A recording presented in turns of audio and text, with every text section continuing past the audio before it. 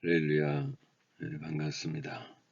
오늘도 우리 주님의 은총이 우리 모두와 함께하기를 주의 이름으로 축복합니다.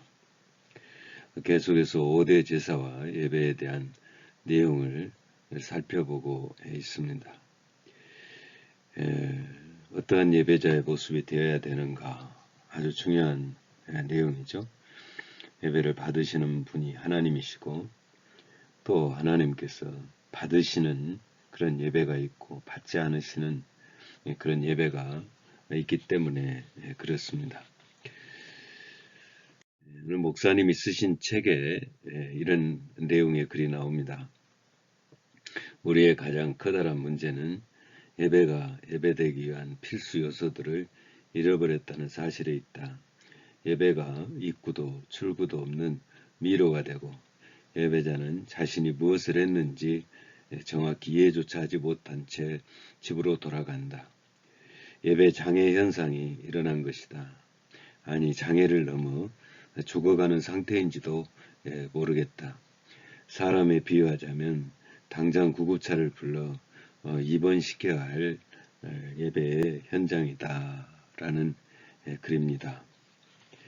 이 글을 읽으면서 저는 다시 한번 목사로서의 사명을 돌아보는 계기도 되었고, 복회에서 가장 소중하게 여겨야 될 내용이 무엇인가를 재정립해 보았습니다. 목사로서 가장 중요하게 여겨야 될 내용이 뭔가, 성도들에게 가장 소중하게 가르쳐야 할 섬김의 자리는 무엇인가. 만약 누군가 저에게 묻는다면 저는 주저하지 않고 이렇게 말할 것입니다. 그것은 바로 예배의 회복이고 예배자의 본질을 회복하는 것이다 라고 말할 것입니다.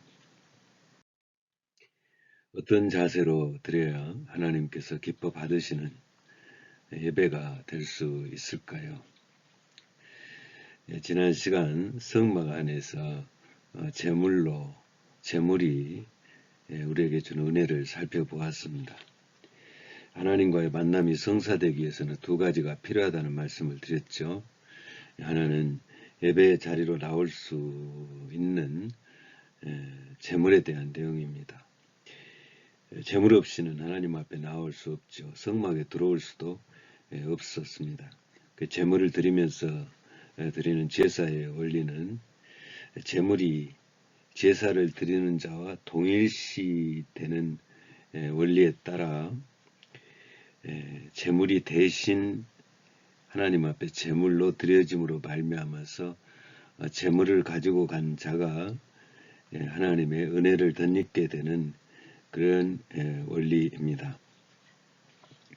신약시대에는 예수님이 십자가에 대신, 우리 대신 재물 되어 죽어주심으로 재물과 동일시되는 그 원리에 의해서 예수 그리스도를 믿는 자는 재물이 되신 그리스도와 동일시 여겨지면서 하나님 앞에 나아갈 수 있게 되고 하나님의 은혜를 덧입게 될 수 있었던 것이죠. 그러니 우리가 우리의 대속의 제물 대신 예수 그리스도를 믿지 아니하고는 하나님 앞에 나아갈 수가 없게 된 것입니다. 예수님께서 요한복음 14장 6절에서도 말씀하셨죠. 나는 곧 길이요 진리요 생명이니 나로 말미암지 않고는 아버지께로 올 자가 없느니라. 또 하나 받았던 은혜는 제물로 보는 그런 예배자의 자세입니다. 그 제물을 드리면서 그 드리는 과정 속에서 제물을 드리는 자가 철저하게 자신을 돌아보고 또 회개하고 그런 결단하는 모습입니다. 지난 시간에 그림으로 다 살펴보았죠. 제물 가지고 가서 안수하는 것은 내 죄를 제물에게 옮기는 행위이고 그 제물을 잡는 것은 내가 내 죄를 죽이는 모습입니다. 그 제물을 불태우는 것은 내 죄가 하나님의 은혜로 다 소멸되어짐을 보여주고 있는 모습이죠.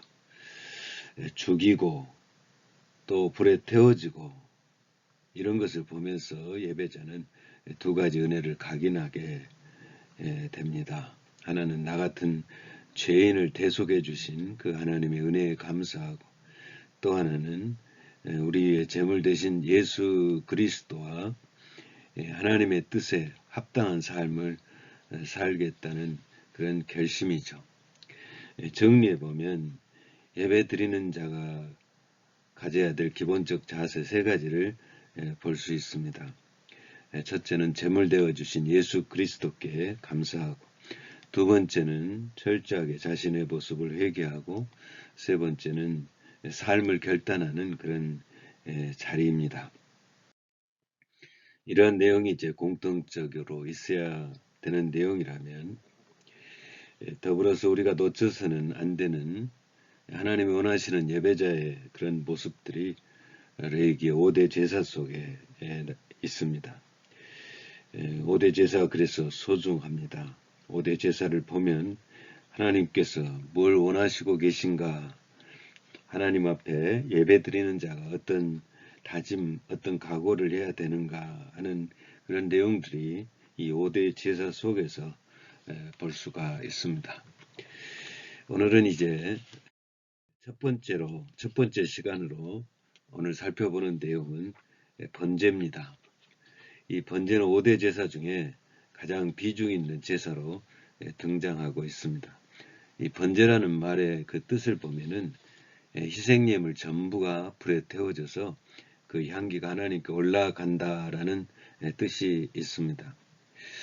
곧 번제는 제물을 완전하게 태워서 가죽만 남기고 그 향기를 하나님께 올려드리는 그런 대표적인 특징이 있습니다. 다른 제사를 보면 제사마다 조금씩 다릅니다만은 일부만 태워서 드리기도 하는데, 이 번제는 가죽만 남기고 모든 제물을 불에 태워서 향기로 하나님 앞에 올려드리는 그런 제사입니다. 번제는 하나님이 가장 먼저 보여주신 제사 방식입니다. 창세기 3장 21절을 보면 번제라는 말이 등장하지는 않습니다만은 아담과 하와가 범죄한 후에 동산나무 사이에 숨어있을 때 하나님께서 가죽옷을 지어 입히시는 장면이 나오죠. 가죽을 남기는 그 모습은 번제의 모습에서 볼 수 있는 제사 방식인 것을 생각해 보면 아마도 이때 하나님께서 제시하신 보여주신 제사가 동물을 잡는 것이 번제의 형태가 아니겠는가 싶습니다. 또 노아가 홍수가 끝난 후에 번제를 드립니다. 창세기 8장 20절에 보면 노아가 여호와께 제단을 쌓고 모든 정결한 짐승과 모든 정결한 새 중에서 제물을 취하여 번제로 제단에 드렸더니 라고 말씀하고 있습니다.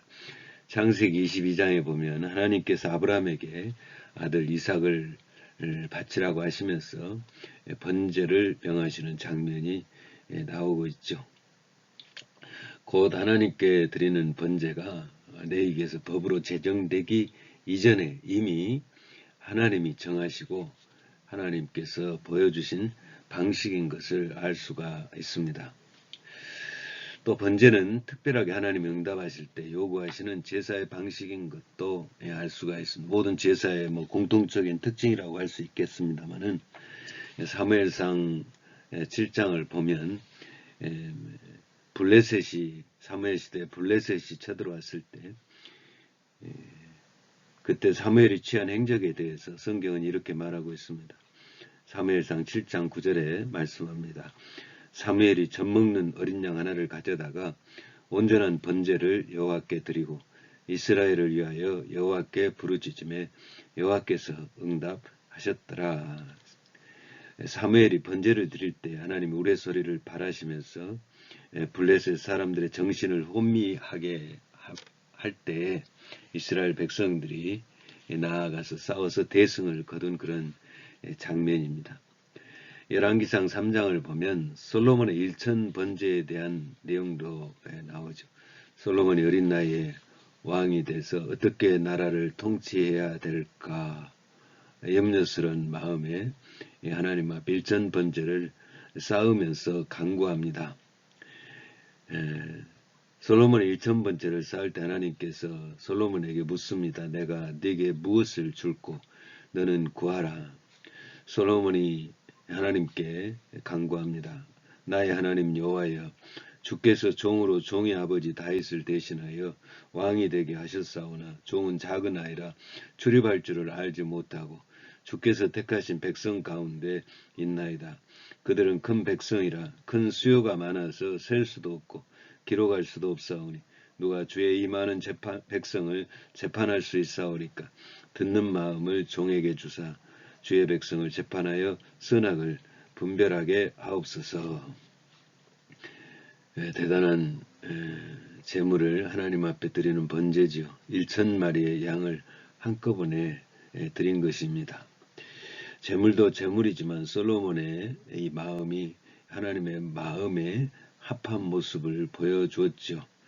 솔로몬이 제단을 쌓는 목적이 나오는데 그 목적이 뭐냐면 어린 나이기 때문에 왕으로서 하나님이 부여해 주신 그 사명을 잘 감당할 수 있을지 염려가 돼서 하나님께 그 사명 잘 감당하게 해주시라고 강청하는 내용입니다. 자신의 부가 아니라 자신에게 주어진 사명을 감당하게 해주시라고 제단을 쌓죠. 이런 모습에 감동되신 하나님께서 응답하십니다. 열왕기상 3장 11절 12절에 말씀합니다. 이에 하나님이 그에게 이르시되 네가 이것을 구하도다. 자기를 위하여 장수하기를 구하지 아니하며 부도 구하지 아니하며 자기 원수의 생명을 멸하기도 구하지 아니하고 오직 송사를 듣고 분별하는 지혜를 구하였으니 내가 네 말대로 하여 네게 지혜롭고 총명한 마음을 주노니 네 앞에도 너와 같은 자가 없었거니와 네 뒤에도 너와 같은 자가 일어남이 없으리라. 내가 또 네가 구하지 아니한 부귀와 영광도 내게 주노니 네 평생의 왕들 중에 너와 같은 자가 없을 것이라. 아멘. 대단한 은혜가 있는 번제입니다. 번제의 과정을 좀 간단하게 살펴보면 하나님 예배자에게 무엇을 원하시고 계신가를 알 수 있습니다. 제물을 하나님 앞에 제단을 쌓으려는 자는 제물부터 선택을 하죠. 제물이 흠이 있는지 없는지 하나님이 원하시는 제물인지 아닌지 내가 드리게 합당한 제물인지 아닌지를 점검합니다. 그리고 나서는 제물에 안수를 합니다. 그래서 제물의 머리에 안수할 때 죄인의 죄가 제물에게 옮겨지게 되는데 그때 나의 허물과 죄를 고백하는 그런 자리죠. 세 번째는 제물을 결박해서 죽이고 목을 찔러 피를 내게 됩니다. 그 이제 피가 나올 때 제사장은 그것을 받아서 회막문 앞 단 사면에 뿌리게 되는데 이때 이제 동물이 죽는 것은 죄가 전가된 그 동물이기 때문에 동물이 죽음으로 말미암아서 죄인의 죄도 죽는 것이 되는 것입니다. 그리고 이제 그 제사장은 번제단에 피를 뿌리죠. 동물의 피를 그릇에 담은 제사장이 이제 번제단의 북쪽에서부터 뿌리기 시작해서 동편으로 이렇게 뿌립니다. 그래서 북쪽부터 뿌리는 것은 북쪽에서 죄가 시작되었기 때문이고 동쪽으로 이어지는 것은 그 에덴 동산에 닫힌 저주가 풀려지기를 소망하는 그런 모습이 담겨 있죠. 그러니까 피를 뿌리면서 제사장이 그렇게 소원하죠. 하나님, 이 피를 받으시고 이 제물을 연락하여 주옵소서라고 그렇게 소원을 간구합니다. 우리가 예배드릴 때 대제사장 예수 그리스도께서 당신의 피로 우리를 덮어주시는 은혜가 있는 것이죠. 이사야서 53장 5절에 말씀하십니다. 우리 예수님이 어떻게 세상을 떠나시고 그리고 우리 예수님께서 그렇게 십자가를 지고 죽어지신 우리와 어떤 상관이 있는가에 대해서 이사야 53장 5절은 이렇게 말씀합니다. 그가 찔림은 우리의 허물 때문이요 그가 상함은 우리의 죄악 때문이라. 그가 징계를 받음으로 우리는 평화를 누리고 그가 채찍에 맞음으로 우리는 나음을 받았도다 라고 그렇게 말씀하고 있습니다. 레위기 17장 11절에서도 말씀합니다. 육체의 생명은 피에 있음이라. 내가 이 피를 너희에게 주어 단에 뿌려 너희의 생명을 위하여 속하게 하였나니 생명이 피에 있으므로 피가 죄를 속하느니라. 성막에서 제단에 뿌려졌는데 피가 뿌려졌는데 베드로 사도는 이 피가 우리에게 직접 뿌려진다고 말씀하고 있습니다. 베드로전서 1장 2절에 이렇게 말씀합니다. 곧 하나님 아버지의 미리 아심을 따라 성령이 거룩하게 하심으로 순종함과 예수 그리스도의 핏뿌림을 얻기 위하여 택하심을 받은 자들에게 편지하노니 은혜와 평강이 너희에게 더욱 많을지어다. 아멘. 우리가 예수 그리스도를 믿을 때, 또 우리가 예배드릴 때 우리에게 주님의 구원의 피가 뿌려지고 있는 그런 모습을 연상케 하고 있습니다. 그러기에 예배 중에 죄의 근원이 차단되고 우리의 허물은 다 덮어지면서 생명의 역사가, 하나님과의 만남의 역사가 이루어지고 있는 줄로 믿습니다. 그리고 이렇게 피를 뿌리게 되는데, 그 피를 뿌리면서 이제 동물을 잡은 번제자는 동물의 가죽을 벗기고 이제 부위별로 각을 뜨죠. 피를 뿌리고 나서 제사장이 피를 뿌릴 때 동물의 각을 이렇게 뜨게 되는데, 이런 모습입니다. 이렇게 다 부위별로 이제 떠서 이걸 이제 번제단에 올려 태우는데, 죽인 동물을 부위별로 이렇게 각을 뜨는 이 모습은 레위기 1장 6절에 이렇게 말씀합니다. 그는 또 그 번제물에 가죽을 벗기고 각을 뜰 것이요. 두 가지 의미가 있습니다.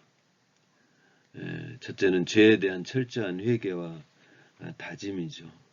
아주 세부적으로 세밀하게 각 부위별로 뜬다는 것은 바로 그런 의미가 있습니다. 철저한 회개, 세밀하게 자신을 살피는 그런 의미가 있고요. 또 하나는 몸과 마음, 물질 다 해서 하나님께 헌신하겠다는 그러한 결심이죠. 결단이죠. 이런 모습들이 이제 각드는 모습 속에 내포되어 있고요. 그리고 나서 이제 이 잘라진 제물들은 번제단에 올려서 제물을 태웁니다. 레위기 1장 13절에 보면 제사장은 그 전부를 가져다가 제단 위에서 불살라 번제를 드릴지니 이는 화제라. 당김없이 다 태우죠. 번제단에 올릴 때 소의 내장과 정강이는 반드시 씻어서 올려야 되고, 비둘기로 드릴 때는 모이 주머니와 더러운 것은 아예 번제단에도 올리지 말고 재버리는 곳에 버리라고 그렇게 말씀하고 있습니다. 그 이유가 있더라고요. 내장에 붙어있는 그 배설물이나 돌아다니면서 다리에 묻은 것들이 제단을 더럽힐 수 있기 때문에 사전에 철저하게 구별하고 있는 모습을 볼 수 있습니다. 이렇게 철저하게 이제 구별해서 드려지는 제사가 번제입니다.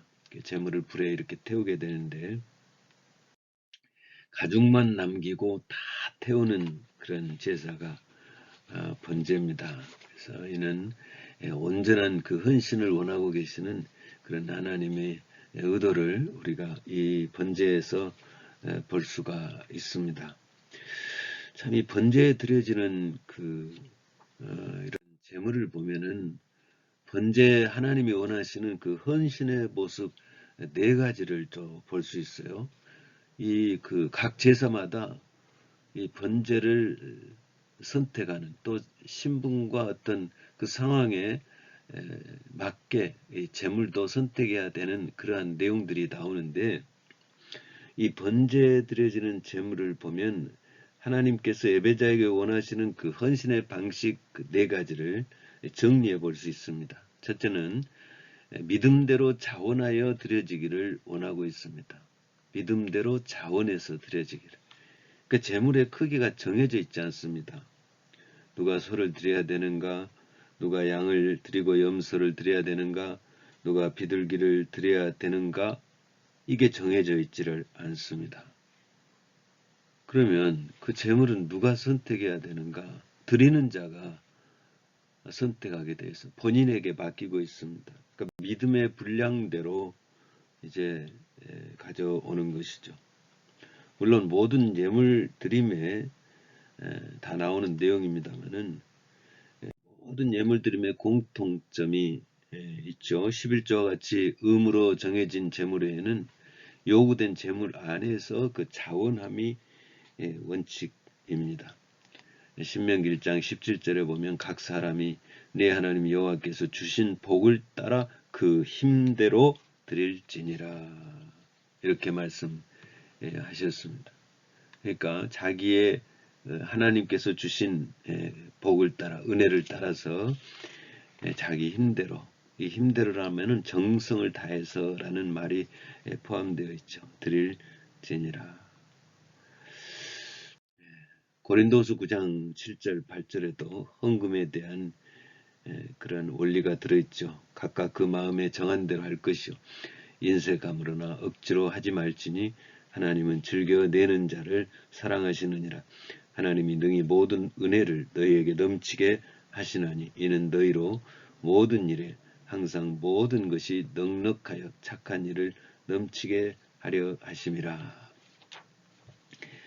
물론 지나친 예물도 덕이 되지 않는다지만 인색한 경우도 결코 복되지 않은 것을 우리가 알듯이 주의 일에 헌신하는 분량도 마찬가지입니다.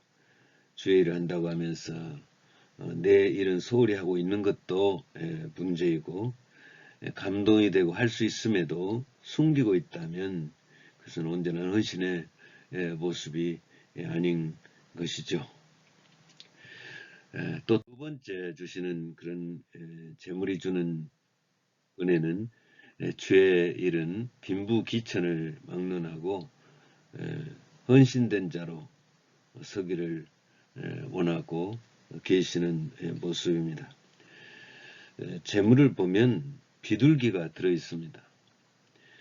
비둘기의 값은 아무리 가난해도 준비할 수 있는 재물이지 않습니까? 이게 하나님께서 그걸 허용하신 것입니다. 곧 하나님께서 번제를 드리라 명하심은 그런 재물의 크고 적음보다는 온전히 하나님께 그 자신을 드리고자 하는 그런 최선의 마음을 원하고 계시는 모습을 볼 수 있습니다. 하나님의 일에 대한 헌신의 자세입니다.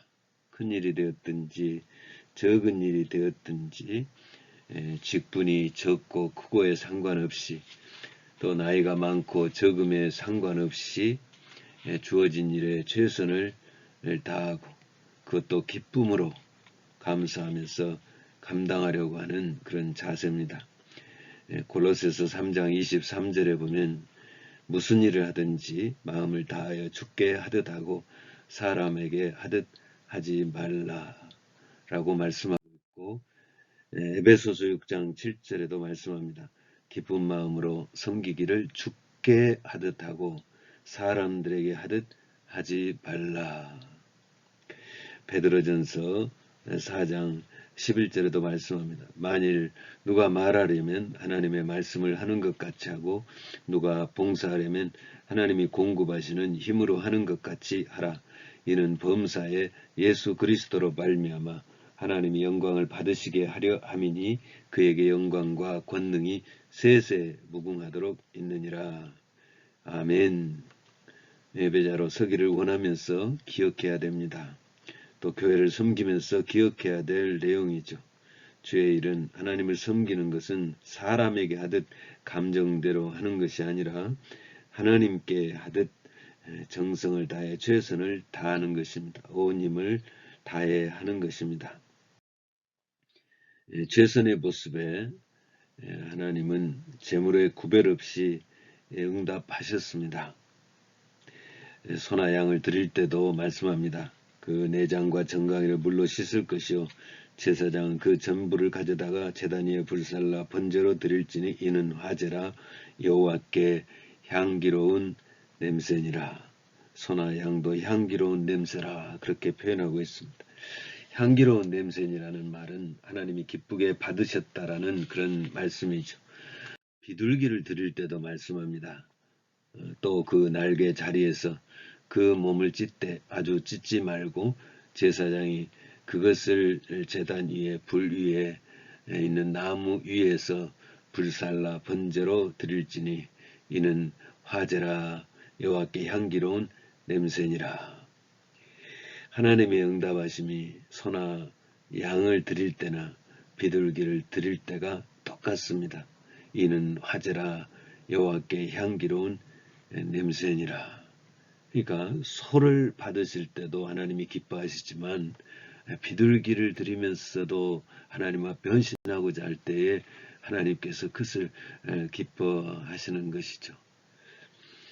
이 내용은 마태복음 25장의 그 달란트 비유에서도 유사한 그런 의미의 말씀을 하고 계십니다. 달란트 비유에서 5달란트 남긴 자나 2달란트 남긴 자에게 우리 예수님께서 똑같이 칭찬하시는 내용이 나오죠. 마태복음 25장 23절에 말씀합니다. 그 주인이 이르되 잘하였도다 착하고 충성된 종아 네가 적은 일에 충성하였음에 내가 많은 것을 네게 맡기리니 네 주인의 즐거움에 참여할지어다 하고 그랬습니다. 5달란트 맡은 자나 2달란트 맡은 자나 똑같이 이 말씀으로 칭찬하고 계십니다. 그 외형적인 규모보다는 하나님께 드리고자 하는 내가 할 수 있는 그런 분야에서 영역에서 나의 힘이 미치는 대로 정성을 다해서 최선을 다해 하는 모습을 하나님께서 받고자 하시는 그런 모습이죠. 세 번째, 재물이 주는 또 은혜가 있습니다. 세 번째 주시는 재물이 주는 은혜는 세상 속에서 구별되어 드려져야 됨을 말해주고 있습니다. 레위기 1장 13절에 말씀합니다. 그 내장과 그 정강이를 물로 씻을 것이요 제사장은 그 전부를 가져다가 제단 위에서 불살라 번제를 드릴지니 이는 화제라 여호와께 향기로운 냄새니라. 레위기 1장 16절에서도 말씀합니다. 그것의 모이 주머니와 그 더러운 것은 제거하여 제단 동쪽 재 버리는 곳에 던지고 말씀하셨습니다. 번제를 드릴 때 제단에 올릴 때 그 소의 내장과 정강이는 반드시 씻어 올려야 되고 비둘기 모이 주머니와 더러운 것은 아예 번제단에도 올리지 말고 재버리는 곳에 갖다 버려라 라고 말하고 있습니다. 제단에 올리기 전에 철저하게 구별하고 있는 그런 모습이죠. 우리가 세상 속에 살지만 세상 사람들과는 구별되는 것이 예수 믿는 자들의 모습이죠. 예배드리는 자의 또 모습이기도 하죠. 혹여 우리 안에 지저분한 것이 있다면 죄된 것이 있다면 감춰서는 안 됩니다. 씻어야 될 것은 씻어야 되고 또 버려야 될 것은 버려야죠. 내가 예수 믿는다는 것을 숨겨서도 안 됩니다. 빛은 숨긴다고 숨겨지는 것이 아닙니다. 숨기려 할수록 더 밝혀지는 것이 빛의 속성입니다. 다 드러내야 됩니다. 씻어야 될 것은 다 깨끗하게 속에 있는 것도 다 씻고 마음의 상처도 씻어내고 마음의 미움과 원망과 불평도 다 씻어내는 것이 번제의 모습입니다. 이러한 구별됨이 있을 때 악한 것들은 사라지고 하나님의 영광이 우리에게 나타납니다. 하나님의 은혜가 우리를 덮어 씌웁니다.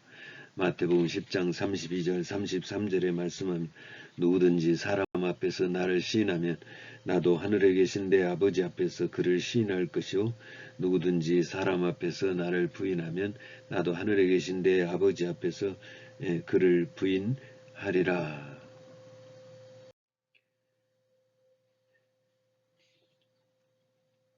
네 번째, 재물이 주는 은혜가 있습니다. 삶의 전부가 드려지기를 원하시는 하나님의 모습이 담겨 있죠.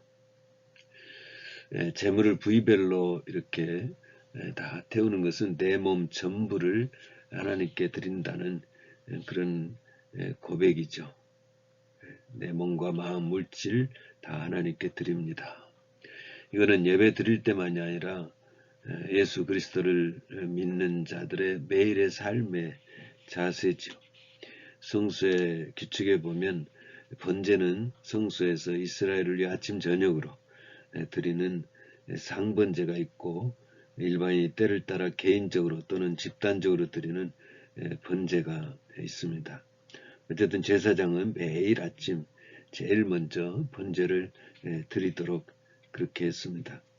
출애굽기 29장 38절 42절 보면 네가 제단 위에 드릴 것은 이러하니라 매일 1년 된 어린 양 2마리니 이는 너희가 대대로 여호와 앞 회막문에서 늘 드릴 번제라. 내가 거기서 너희와 만나고 네게 말하리라. 예배자는 언제나 살펴봐야 됩니다. 나는 온전하게 하나님 앞에 드려지고 있는 모습이 있는가? 내게 맡겨주신 직분을 최선을 다해 감당하고 있는가? 나는 모든 삶 속에서 하나님을 의지하고 살아가고 있는가? 나의 말과 생각과 행실이 나의 물질이 온전히 제대로 드려지고 있는가? 이를 살펴보는 것이 번제자의 모습이죠. 에베소 5장 2절에도 말씀합니다. 그리스도께서 너희를 사랑하신 것 같이 너희도 사랑 가운데서 행하라. 그는 우리를 위하여 자신을 버리사 향기로운 제물과 희생 제물로 하나님께 드리셨느니라. 음행과 더러운 것과 탐욕은 너희 중에서 그 이름조차도 부르지 말라. 이는 성도에게 마땅한 아니라. 고린도전서 10장 31절에서는 그런즉 너희가 먹든지 마시든지 무엇을 하든지 다 하나님의 영광을 위하여 하라라고 말씀하고 있습니다. 내 말과 내 생각과 내 몸이 하나님께 온전하게 드려지기를 원하셔서 제정하신 제사가 번제입니다. 이것이 번제를 통해서 하나님께서 우리에게 원하시는 예배자의 모습입니다. 말씀을 맺습니다. 번제는 온전한 헌신을 요구하시는 하나님의 원하심입니다. 몸과 마음, 물질이 자원해서 드려지기를 원하시고 주의 일에 헌신되어지기를 원하시고 세상 속에서 구별되기를 원하시고 날마다의 삶 속에서 받고자 하시는 하나님의 원하십니다. 그래서 번제자는 아버지 앞에 나올 때 이런 고백이 있습니다. 나의 나됨이 아버지의 은혜입니다. 명예도 권세도 소망도 나의 미래도 아버지의 은혜 아래 있음을 고백합니다. 내 몸과 마음이 아버지께 온전히 쓰여지기를 원합니다. 이러한 고백과 헌신의 모습이 우리 모두에게 있게 되기를 주의 이름으로 축원합니다. 기도하겠습니다.